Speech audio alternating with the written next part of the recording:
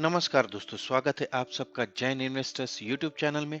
आज हम एक ऐसी कंपनी का स्टॉक देखने वाले हैं जो इलेक्ट्रॉनिक्स विनिर्माण सेवाओं में भारत की एक अग्रणी खिलाड़ियों में से एक है, की प्लेयर में से एक है दोस्तों।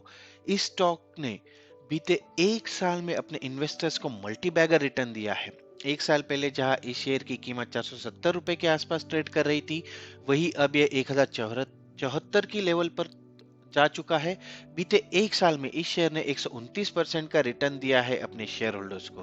पिछले 6 महीनों में इस शेयर की कीमतें 37% से बढ़ चुकी है। और तो और पिछले सिर्फ 3 महीनों की बात कर ले तो यहाँ पर भी इस शेयर की कीमतों में 30% का इजाफा देखने को मिला है दोस्तों। तो ये शेयर है PG Electroplast company limited company का शेयर दोस्तों। आइए जानते हैं इस शेयर के बारे में।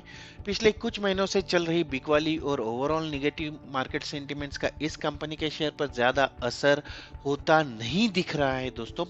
पिछले कुछ हफ्तों के वोलाटाइल मार्केट में भी इस शेयर में रीबाउंड दिख रहा है और कीमतें जो है वो ऊपर चढ़ती हुई दिखाई दे रही है। पिछले सिर्फ एक हफ्ते की बात कर ले तो इस शेयर की कीमतों में 7% से ज्यादा का उछाल देखा गया। इसके साथ साथ अगर कोरोना की बात कर ले तो कोरोना में जहां ये शेयर एक बार 27 रुपए की लेवल तक गिर चुका था, वहां से लगभग 3878% का इसने रिटर्न दिया है और अब ये 1074 के लेवल तक जा चुका है। आज हम देखेंगे कंपनी के बिजनेस के बारे में, कंपनी के पास परफॉर्मेंस के बारे में हम बात करेंगे, फाइनेंशियल्स, कंपनी के स्ट्रॉन्ग और वीक पॉइंट्स की बात करेंगे, फ्यूचर प्लान्स के बारे में जानेंगे, कैपेक्स के बारे में जानेंगे और देखेंगे कंपनी के शेयर की टारगेट प्राइस जो है वो कहाँ पर सेट हो रही है दोस्तों। तो चलिए जल्दी से शुरू करते हैं वीडियो और देखते हैं कंपनी के बिजनेस ओवरव्यू पर एक नजर डाल लेते हैं। अगर पीजी इलेक्ट्रोप्लास्ट लिमिटेड की बात करें, पीजीईएल, ये पीजी ग्रुप की एक प्रमुख कंपनी है। पीजी ग्रुप वैसे तो 1977 में शुरू हुआ था, लेकिन पीजी इलेक्ट्रोप्लास्ट को औपचारिक रूप से 2003 में स्थापित किया गया था और ये एक लीडिंग और डाइवर्सिफाइड भारतीय इलेक्ट्रॉनिक्स विनिर्माण सेवा प्रदाता है दोस्तों।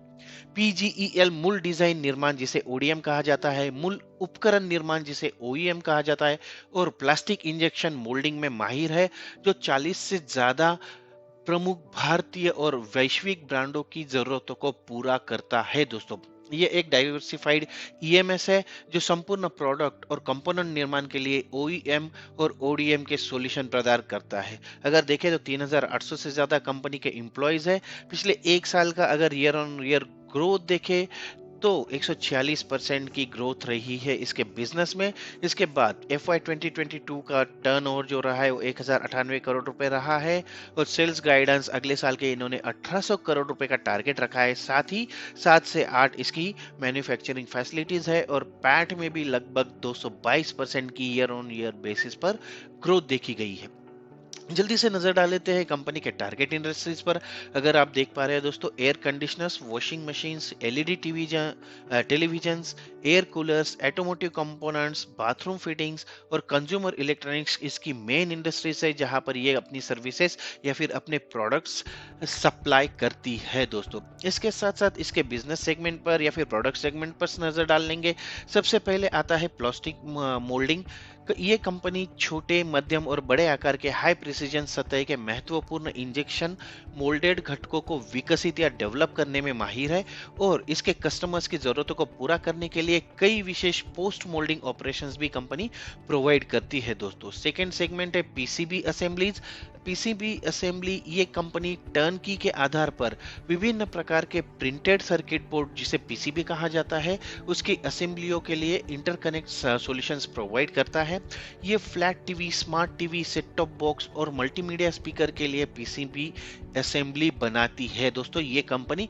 तीसरा सेगमेंट पीयू पेंट शॉप की अगर बात कर ले तो ये कंपनी विभिन्न आकृतियों और आकार के पार्ट्स के लिए और सभी प्रकार की प्रणालियों के लिए सतही फिनिश समाधान या फिर सॉल्यूशन प्रोवाइड करता है ये पीयू पेंट शॉप के अंडर। इसके साथ साथ टूल मैन्युफैक्चरिंग की अगर बात कर ले, जिसे उपकरण निर्माण भी कह सकते हैं, तो ये कंपनी ऑटोमोटिव अनुप्रयोग, सफेद वस्तुओं, घरेलू और रसोई उपकरणों में अनुप्रयोगों के लिए छोटे से मध्यम आकार के मोल्ड विकसित करते हैं। और फाइनल अगर इसका देख ले सेगमेंट तो स्पेशलाइज एसी कंपोनेंट्स के इसमें कंपनी अपने इस सेगमेंट के under set top box, washing machine, air conditioner, air cooler, LED TV आदि के लिए end to end solution provide करती है दोस्तों।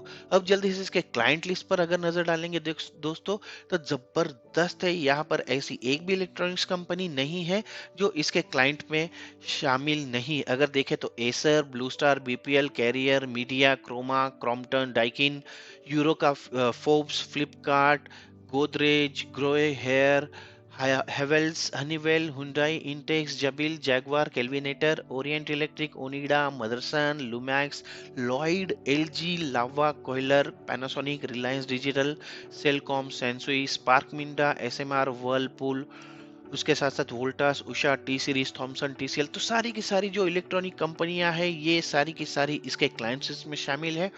इससे आप अंदाजा लगा सकते हैं कि इस कंपनी का कितना नाम है और इसकी पहुंच बाजार के कहां कहां तक है दोस्तों। अब आगे बढ़ते हैं, कंपनी के प्रेजेंस की बात कर लेते हैं। तो कंपनी की जो है उत्तर प्रदेश के ग्रेटर नोएडा, उत्तराखंड में रुड़की और महाराष्ट्र के अहमदनगर में 8 विनिर्माण इकाइयां हैं। जैसा कि आप यहां पर देख पा रहे हैं कि यहां पर पांचों के पांचों जगह के हमने आपको एड्रेस भी प्रोवाइड कर दिए हैं। तो ये सारी कंपनी के प्रेजेंस दर्शाता है कि इंडिया में इसका कितना स्ट्रॉन्ग प्रेजेंस है, साथ ही क्या क्या मैन्युफैक्चरिंग फैसिलिटीज है। चलिए आगे बढ़ते हैं और देखते हैं कंपनी के फाइनेंशियल नंबर्स के बारे में। लेकिन आगे बढ़ने से पहले दोस्तों, अगर आपको मेरे वीडियोस पसंद आ रहे हैं तो इन्हें लाइक जरूर कीजिए, और अगर अभी तक आपने मेरा चैनल सब्सक्राइब नहीं किया है तो इसे सब्सक्राइब जरूर कर लीजिए, क्योंकि ऐसे ही नई नई जानकारी, नए नए शेयर के बारे में मैं आपके साथ शेयर करने वाला हूं, और ये आपकी हेल्प करेगा आगे की स्ट्रेटेजी डिसाइड करने के लिए।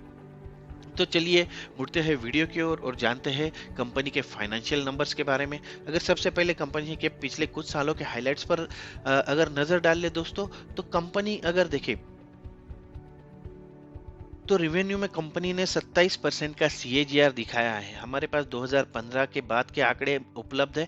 2015-16 में जहां इसका जो टोटल रेवेन्यू था वो 263 करोड़ रुपए था, जो अब 1098 करोड़ रुपए तक पहुंच चुका है। तो ये 27% की CAGR year on year basis पे दिखा रहा है। इसी के साथ अगर इबिडा मार्जिन, इबिडा की बात कर ले तो इसमें भी 28% का सीएजीआर दिखाया है कंपनी ने पिछले 6 से 7 सालों में। 2015-16 में जहां 21 करोड़ रुपए का इसका EBITDA था, वो अब हो चुका है 93%। तो लगभग 4 गुना से भी ज्यादा हो चुका है दोस्तों इसका EBITDA। इसके बाद जल्दी से फाइनेंशियल ओवरव्यू की बात कर लेते हैं, जहां पर मार्केट कैपिटलाइजेशन अगर देखें तो 2296 करोड़ रुपए का मार्केट कैपिटलाइजेशन है। आज जो क्लोजिंग प्राइस है कंपनी को 1074 रुपए है। ये 52 वीक का हाई है जो 1144 की लेवल छू चुका है, और 52 वीक के लो में 426 की लेवल तक ये जा चुका था। अगर स्टॉक पीई की बात कर ले तो 43.6 का पीई है, और इंडस्ट्री पीई है जो 44.4 का है। इस पे हम आगे जरूर बात करेंगे। कंपनी के शेयर की बुक वैल्यू जो है वो 128 रुपए की है। कंपनी डिविडेंड नहीं देती है दोस्तों, डिविडेंड प्रोवाइड नहीं करती है। कंपनी के आरओसी की बात कर ले तो 13.5% का आरओसीई, और आरओई जो है वो 15.9% का है। कंपनी के शेयर की फेस वैल्यू जो है वो 10 रुपए की है, और पिछले एक साल का प्रॉफिट ग्रोथ जो है वो 207% का है। ईपीएस 25.1 रुपए का रहा है दोस्तों। चलिए जल्दी से आगे बढ़ते हैं, कंपनी के क्वार्टरली रिजल्ट्स पर नजर डाल लेंगे। यहाँ पर देखें तो Q1 FY 2023 के नतीजे कंपनी ने ऑलरेडी जारी कर दिए हैं, और अगर देखें तो पिछले साल की सेम तिमाही के मुकाबले ये आंकड़े काफी शानदार नजर आ रहे हैं दोस्तों। पिछले साल की Q1 FY 2022 में जहां कंपनी का टोटल रेवेन्यू 1375 करोड़ रुपए था, वो बढ़कर हो चुका है 5352 करोड़ रुपए। तो ईयर ऑन ईयर बेसिस पर इसमें 279% की बढ़ोतरी देखी गई है दोस्तों। इसके साथ साथ अगर इबिडा की बात कर ले तो 97 करोड़ से बढ़कर ये हो चुका है 376 करोड़। यहाँ पर भी सेम 279.9% की यहाँ पर ग्रोथ देखी गई है ईयर ऑन ईयर बेसिस पे। नेट प्रॉफिट की बात कर ले तो ये 6 करोड़ रुपए से बढ़कर 164 करोड़ रुपए हो चुका है, और लगभग 26 गुना की इसमें बढ़ोतरी देखी गई है। तो काफी शानदार आंकड़े यहाँ पर नजर आ रहे हैं दोस्तों ईयर ऑन ईयर बेसिस पर। अब जल्दी से कंपनी के ईयरली रिजल्ट्स की बात कर ले तो मार्च 2016 से हमारे पास आंकड़े अवेलेबल है। अगर देखें तो टोटल सेल्स जो रहा था मार्च 2016 में वो 2603 करोड़ रुपए। और यहाँ से देखिए अगर कोरोना आया भी है तो कहीं पर कंपनी का जो सेल्स है उसमें कहीं कमी नहीं देखी गई है। ग्रोथ में जरूर कमी आई है, ग्रोथ परसेंटेज में, जैसे कि यहाँ 9% से 40%, उसके बाद फिर से 9%, उसके बाद 27%, फिर यहाँ पर कोरोना आ गया 25% हो गया, और मार्च 2021 आते आते ये 10% ग्रोथ कम हुई थी। लेकिन कहीं पर भी अगर हम देखें बाकी कंपनियों का जो सेल्स था उसमें काफी अफेक्ट हुआ था, लेकिन यहाँ पर ये कंपनी फिर भी सेल्स बढ़ाती हुई नजर आ रही है। दोस्तों अगर देखें मार्च 2020 में 6,394 करोड़ रुपए का टोटल सेल्स रहा था, जो अब हो चुका है 7,032 करोड़ रुपए का। और मार्च 2022 के आंकड़े सबसे बेस्ट है दोस्तों, 56.1% का इसमें बढ़त देखने को मिली है, और 10,977 करोड़ रुपए इसका सेल रहा है। अगर देखें कंपनी के नेट प्रॉफिट की अगर बात कर ले तो प्रॉफिट आफ्टर टैक्स की बात कर लेते हैं, तो मार्च 2020 में कंपनी का जो प्रॉफिट रहा था वो 26 करोड़ रुपए रहा था। मार्च 2021 में बढ़कर हो गया था 116 करोड़, और मार्च 2022 में बढ़कर हो गया है 374 करोड़। तो काफी शानदार उछाल यहाँ पर प्रॉफिट आफ्टर टैक्स में भी देखा गया है। दोस्तों अगर EBITDA की भी बात कर लिए तो पिछले साल 524 करोड़ रुपए का EBITDA था, जो 927 करोड़ रुपए हो चुका है। तो यहाँ पर भी लगभग 2 गुना हो चुका है कंपनी का EBITDA। तो ये थे ईयरली रिजल्ट्स। अब चलिए हिस्टोरिकल रिजल्ट्स की बात कर लेते हैं। अगर देखें सबसे पहले तो 10 साल के लिए कंपनी का जो कंपाउंडेड सेल्स ग्रोथ रहा है वो 17% के रेट से बढ़ा है, और पिछले एक साल में इसने 56% का कंपाउंडेड सेल्स ग्रोथ दिखाया है। अगर कंपाउंडेड प्रॉफिट ग्रोथ की बात कर ले तो 10 साल के लिए 20% का आंकड़ा दिखा रही है कंपनी, और पिछले एक साल के लिए 207% का प्रॉफिट ग्रोथ दिखा रही है कंपाउंडेड प्रॉफिट ग्रोथ के आंकड़ों में। अगर रिटर्न ऑन इक्विटी की बात कर ले तो यहाँ पर थोड़ा सा निराशाजनक प्रदर्शन है कंपनी का, पिछले एक साल में सिर्फ 16% का रिटर्न ऑन इक्विटी दिखाया है। और इसके बाद अगर बात कर ले स्टॉक प्राइस CAGR की, तो यहाँ पर आंकड़े काफी शानदार है।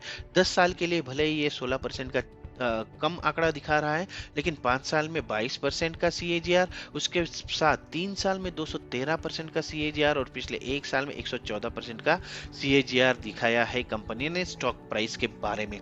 इसके बाद जल्दी से रिवेन्यू ब्रेकअप पर हम नजर डाल लेंगे दोस्तों। अगर यहाँ पर आप देख पा रहे हैं तो सबसे ज्यादा कंपनी का रिवेन्यू जो आता है वो प्लास्टिक मोल्डिंग के बिजनेस से या सेगमेंट से आता है। उसके बाद प्रोडक्ट सेल से कंपनी 27% का रिवेन्यू जनरेट करती है, इलेक्ट्रॉनिक से 6% का रिवेन्यू जनरेट करती है, और अदर सेगमेंट से कंपनी 7% का रिवेन्यू यहाँ पर जनरेट करती है दोस्तों। इसके बाद जल्दी से कंपनी के शेयर होल्डिंग पैटर्न पर भी नजर डाल लेंगे। यहाँ पर अगर देखें तो प्रोमोटर्स की काफी अच्छी हिस्सेदारी है कंपनी में 65.71% की जो होल्डिंग है वो कंपनी के प्रोमोटर्स की है। उसके बाद फॉरेन इन्वेस्टर्स ज्यादा बुलिश नजर नहीं आ रहे हैं, इसमें सिर्फ 0.98% की इसमें भागीदारी है फॉरेन इन्वेस्टर्स की। इसके बाद अगर देखें तो डोमेस्टिक इन्वेस्टर्स तो बिल्कुल भी इंटरेस्टेड नहीं है, उनके पास कोई कंपनी का कोई स्टेक्स नहीं है, कोई शेयर होल्डिंग नहीं है, लेकिन पब्लिक इसमें काफी इंटरेस्ट लेती है, और 33.31% का कंपनी पब्लिक का भी इसमें शेयर है दोस्तों। तो काफी शानदार नंबर्स यहाँ पर भी है। चलिए आगे बढ़ते हैं और नजर डालते हैं उन की फैक्टर्स पर जिनके बेसिस पर कंपनी के शेयर की जो प्राइस है वो आगे बढ़ेगी, अप जाएगी या डाउन जाएगी, वो सब डिसाइड करता है दोस्तों। तो इसमें सबसे पहले हम नजर डालेंगे कंपनी के सब्सिडरीज पर। अगर देखें तो PG Technoplast private limited PGTL, ये पीजी इलेक्ट्रोप्लास्ट की पूर्ण स्वामित्व वाली एक सहायक कंपनी है, सब्सिडरी है, जो कंज्यूमर ड्यूरेबल्स और कंज्यूमर इलेक्ट्रॉनिक्स उद्योगों के लिए रूम एयर कंडीशनर और विभिन्न घटकों के निर्माण के व्यवसाय में लगी हुई है, और इस कंपनी की एक पूर्ण स्वामित्व वाली ये सब्सिडरी है दोस्तों। इसके बाद कंपनी के पॉजिटिव और निगेटिव पॉइंट्स की अगर बात कर ले तो सबसे पहले पॉजिटिव पॉइंट्स पर अगर देखते हैं तो कंपनी ने कौन कौन से नए उत्पाद निर्माण कर रही है, कंपनी पिछले 1 या 2 सालों में कंपनी ने क्या किया है इसके बारे में हम बात करेंगे। अगर इस पे देखें तो ग्रेटर नोएडा सुविधा में LED टेलीविजन का निर्माण कंपनी ने शुरू कर दिया है। कंपनी ने अपनी ग्रेटर नोएडा सुविधा में 2 ग्राहकों के लिए, 2 कस्टमर्स के लिए दिसंबर 2021 में LED टेलीविजन का निर्माण शुरू कर दिया है। इसमें 5 लाख यूनिट टेलीविजन की स्थापित क्षमता है, जिसमें 70 इंच तक के स्क्रीन का आकार है दोस्तों। इसके साथ अगर देखें अगला पॉइंट देख ले तो मार्च 2021 में कंपनी ने खसरा रोड की स्थित कंपनी की इकाई में वॉशिंग मशीन के निर्माण के लिए वाणिज्यिक उत्पादन शुरू किया। ये जो इकाई है या जो यूनिट है, ये जो प्लांट है, इस संयंत्र की क्षमता जो है वो 0.8 मिलियन यूनिट प्रति वर्ष है दोस्तों। इसके बाद अगले पॉजिटिव पॉइंट्स की अगर बात कर ले तो यहाँ पर नए प्रोडक्ट्स कौन कौन से कंपनी ने लॉन्च किए हैं उस पर भी हम नजर डाल लेंगे। अगर देखें इसमें सबसे पहले तो कंपनी ने अर्ध स्वचालित यानी सेमी ऑटोमेटिक वॉशिंग मशीन श्रेणी में 8 नए मॉडल लॉन्च किए हैं और वित्त वर्ष 2021 के दौरान पूरी तरह से स्वचालित यानी fully automatic top loading washing machine में अपना पहला प्रवेश किया या फिर अपना पहला प्रोडक्ट यहाँ पर लॉन्च किया है दोस्तों, पहला मॉडल लॉन्च किया है। इसके बाद अगर एयर कंडीशनिंग की बात कर ले तो एयर कंडीशनर की श्रेणी में कंपनी ने पिछले वर्ष FY 2021 के दौरान outdoor unit ODU assembly line जोड़ी है। ये पूर्ण AC उत्पादों के लिए ODM समाधानों में निवेश कर रहा है और वित्त वर्ष 2022 में ग्राहकों की इसकी आपूर्ति शुरू हो चुकी है दोस्तों। अब इन पॉजिटिव पॉइंट के साथ कुछ नेगेटिव पॉइंट्स भी है, उन पर भी हम नजर डालने वाले हैं दोस्तों। अगर सबसे पहले देखें तो स्टॉक की जो वैल्यू है वो अपने बुक वैल्यू के लगभग 8.41 गुना पर ये स्टॉक कारोबार कर रहा है। इसके साथ साथ कंपनी बार बार मुनाफा कमा रही है लेकिन ये लाभांश का भुगतान नहीं कर रही है दोस्तों, और ये थोड़ा सा मुझे अटपटा लगता है कि इतने अच्छे प्रॉफिट के बाद, कंटिन्यूस प्रॉफिट कमाने के बाद कंपनी डिविडेंड पे नहीं कर रही है। तो वो लोग थोड़े से निराश हो जाते हैं जो डिविडेंड को मतलब जो अच्छा खासा डिविडेंड कमाना चाहते हैं दोस्तों। इसके बाद अगर अगला नेगेटिव पॉइंट देख ले दोस्तों तो की मैनेजमेंट में पिछले साल बदलाव किया गया है। श्री भावा चौधरी मार्च 2021 को कंपनी के प्रबंधक निदेशक नहीं रहे और श्री विशाल गुप्ता को उनके स्थान पर MD फाइनेंस या MD वित्त के रूप में नियुक्त किया गया है। श्री प्रमोद जी चिमनलाल गुप्ता को फरवरी 2021 में कंपनी के मुख्य वित्तीय अधिकारी के रूप में भी नियुक्त किया गया है दोस्तों। तो की मैनेजमेंट में बदलाव होना ये कभी कभी थोड़ा सा निगेटिव भी असर डाल सकता है दोस्तों। इसके बाद आइए नजर डाल लेते हैं कंपनी के कैपेक्स और फ्यूचर प्लान्स पर। अगर कैपेक्स की बात कर ले दोस्तों तो वित्त वर्ष 2021 के दौरान कंपनी ने पूंजीगत व्यय यानी कैपेक्स पर 39 करोड़ रुपए खर्च किए, जिसमें इंजेक्शन मोल्डिंग मशीनों के फ्लीट में या बेड़े में नए जोड़, pink and place machine, washing machine के नए ODM मॉडल आधारित मोल्ड शामिल है। साथ ही कंपनी ने नए भवन या फर्शों के लिए उसमें जो निर्माण होता है उसमें निवेश किया है, जिससे कवर्ड एरिया जो है उसमें वृद्धि देखी गई है दोस्तों। इसके साथ साथ अगर देखें तो उपकरण निर्माण यानी टूल मैन्युफैक्चरिंग और प्लास्टिक मोल्डिंग में कंपनी ने क्या किया है तो उस पर भी हम नजर डाल लेंगे। उपकरण निर्माण क्षेत्र में कंपनी अपनी क्षमताओं को, अपनी कैपेसिटीज को और बढ़ाने के लिए वहां पर कैपेक्स की पूंजी निवेश कर रही है, उसकी निवेश की योजना बना रही है। इसके साथ साथ अगर प्लास्टिक मोल्डिंग की बात कर ले तो भारत में जो कस्टमर्स है उनके लिए कंपनी को काफी सारा जो है इंपोर्ट करना पड़ता है, काफी सारा रॉ मटेरियल, तो उसको कम करने के लिए और स्थानीय उत्पादों में निवेश करके इसका विस्तार करने के लिए कंपनी निवेश कर रही है। ये ग्राहकों को ODM सॉल्यूशन के रूप में पेश किए जाने वाले एयर कूलर के 2 नए प्लेटफॉर्म विकसित करने की प्रक्रिया में भी है दोस्तों। तो ये था कंपनी का कैपेक्स और फ्यूचर प्लान। अब जान लेते हैं कंपनी के शेयर के टारगेट प्राइस, जो सबका चहीता सब्जेक्ट है दोस्तों। अगर देखें तो कंपनी का बिजनेस के बारे में हमने जाना है दोस्तों, क्लाइंट की लिस्ट देखी है, पास्ट परफॉर्मेंस देखा है और कंपनी के फ्यूचर प्लान्स के बारे में भी हमने जान लिया है दोस्तों। इससे एक बात तो समझ में आ रही है कि कंपनी का बिजनेस आउटलुक है वो काफी स्ट्रांग है, काफी दमदार आउटलुक है कंपनी का। साथ ही कंपनी एक एग्रेसिव प्लान लेकर आगे बढ़ रही है। कंपनी के फाइनेंशियल आंकड़ों में इसकी झलक साफ देखी जा रही है, जहां कंपनी के पिछले साल का जो प्रॉफिट है वो 12 करोड़ रुपए था और उससे बढ़कर इस साल ये 3 गुना से भी ज्यादा हो गया, मतलब 37 करोड़ रुपए तक पहुंच चुका है दोस्तों। इस दौरान अगर सेल्स की बात करें, ऐसा नहीं कि सिर्फ प्रॉफिट बढ़ रहा है, सेल्स की बात कर ले तो सेल्स के नंबर्स में भी 56% की बढ़ोतरी देखी गई है दोस्तों। इसके अलावा और एक पॉइंट है दोस्तों, इसके अलावा digital India, make in India, सभी के लिए बिजली, जन धन आधार, मोबाइल ट्रिनिटी जैसी सरकारी जो सुधार योजना है, उनकी वजह से इन जैसी कंपनी जो उपभोक्ता उपकरण और टिकाऊ उद्योग का काम करती है, इस बिजनेस को एक नई गति प्रदान हो रही है दोस्तों, जिसका फायदा इस कंपनी को होता हुआ दिख रहा है। और जैसा कि मैंने शुरू शुरू में बताया था कि कंपनी के पी रेशियो की अगर बात कर ले तो ओवरऑल इंडस्ट्री का पी रेशियो 44 से ज्यादा का है, लेकिन कंपनी का पी रेशियो जो है वो लगभग 43 के आसपास है। तो उस हिसाब से ये शेयर बहुत ज़्यादा हाई वैल्यूएशन अभी तक नहीं हुआ है। कंपनी का शेयर जो है इंडस्ट्री स्टैंडर्ड्स के हिसाब से अवेलेबल है, एक रीजनेबल प्राइस पर अवेलेबल है। ओवरऑल अगर कोरोना के बाद की भी बात कर ले तो लो लेवल से उठकर इस कंपनी ने लगभग 3800% से ज़्यादा का रिटर्न भी दिया है। और इतने शानदार रिटर्न के बाद इस कंपनी के शेयर में एक कंसिस्टेंट परफॉर्मेंस देखा जा रहा है, जो बहुत बड़ी बात है, क्योंकि काफ़ी सारे शेयर्स हमने देखे हैं जिनका एनालिसिस भी मैंने किया है। तो वो शेयर्स कोरोना के बाद तो बहुत उछाल लिया, लेकिन अब वो नीचे की तरफ रुक करते हुए दिखाई दे रहे हैं। लेकिन ये शेयर जो है वो एक कंसिस्टेंट परफॉर्मेंस दिखा रहा है।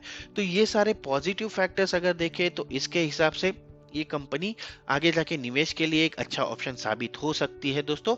यहाँ पर थोड़ा थोड़ा करके अगर आप थोड़े थोड़े शेयर्स अकोमोडेट करेंगे तो किसी भी बड़ी निगेटिव सिचुएशन का ज्यादा इम्पैक्ट नहीं होगा आप पर, और आप इसमें मुनाफा कमा सकते हैं। टारगेट प्राइस की बात कर ले तो अगले 4 से 6 महीनों में ये शेयर जो है 20 से 30% का रिटर्न कम से कम देने की उम्मीद है मुझे। और ये 1350 से ज्यादा ही जाएगा, लेकिन 1350 की लेवल छू सकता है, ऐसा मेरा अनुमान है दोस्तों। तो ये था दोस्तों पीजी इलेक्ट्रोप्लास्ट लिमिटेड कंपनी के शेयर का फुल एनालिसिस। अगर आपके मन में इस स्टॉक को लेकर कोई सवाल हो तो कमेंट बॉक्स में जरूर बताइए। मैं जरूर आपके सवालों के जवाब देने की कोशिश करूंगा। साथ ही मेरे टेलीग्राम चैनल से जुड़ने के लिए डिस्क्रिप्शन बॉक्स में जो टेलीग्राम की लिंक दी है उस पर आइए और मेरे टेलीग्राम चैनल को ज्वाइन कर लीजिए, क्योंकि मैं काफ़ी नई नई जानकारी आपके साथ शेयर करने वाला हूँ वहाँ पर।